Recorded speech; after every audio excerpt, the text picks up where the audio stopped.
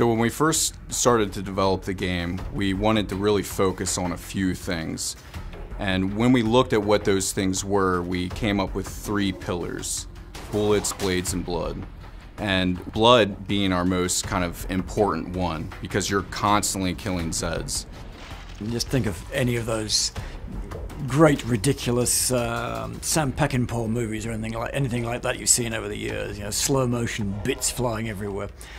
Yeah, I mean, we loved it in the first game. We just wanted more in the second game. We wanted to think of, you know, we've been looking at how do you spice up every system that's in the original. We looked at tons of different games and took what we thought was best out of all of them.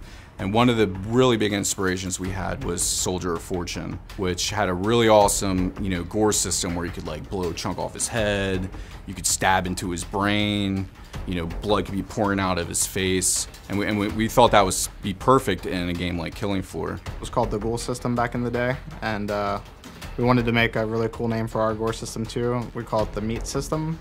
It stands for Massive Evisceration and Trauma. So basically the Meat system is about blowing stuff up and blowing it up in tons of different chunks. The Meat system is really just a collection of different individual systems all working together to deliver this advanced dynamic gore system that you see in Killing Floor 2.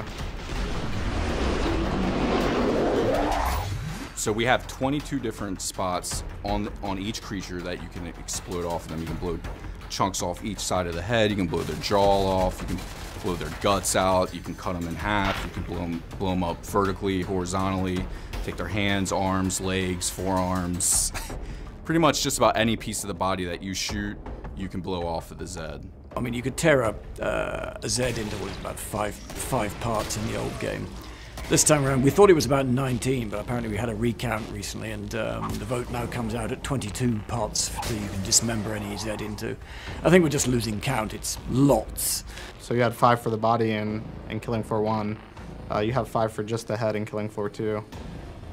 And you get 1 or 2 chunks off will reveal the skull, and then the second or third chunk will actually explode the head, and you get that satisfying kind of brain splash effect that you get in KF1. The head gore and the gore in general is just all about player feedback. You shoot a Zed and, you know, massive gore happens on the other end.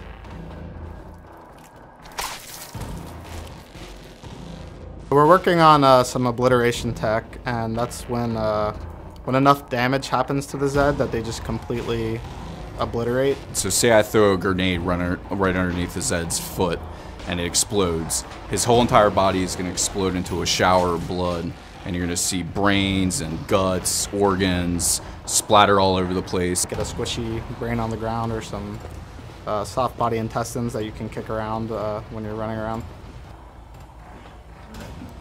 You know, it looks really gross, but it's really cool for a game like Killing Floor.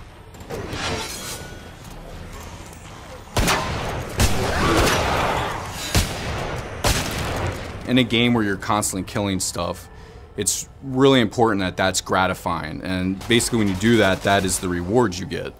So what we did is we developed a system with over 90 animations per creature. Depending on what zone of the body you hit, will play a different animation. And that's all randomized as well, so the amount of variation is almost infinite. Another cool thing that you can do is if you shoot a guy and you keep repeatedly shooting him, it will blend into each additional animation. So say I shoot the guy in the chest, he'll react to that, and as he's falling I can then shoot him in the neck, then he'll freak out because of that. Then I can shoot him in the leg, and then I can blow his head off. It looks really awesome, and you're never going to see the same thing twice.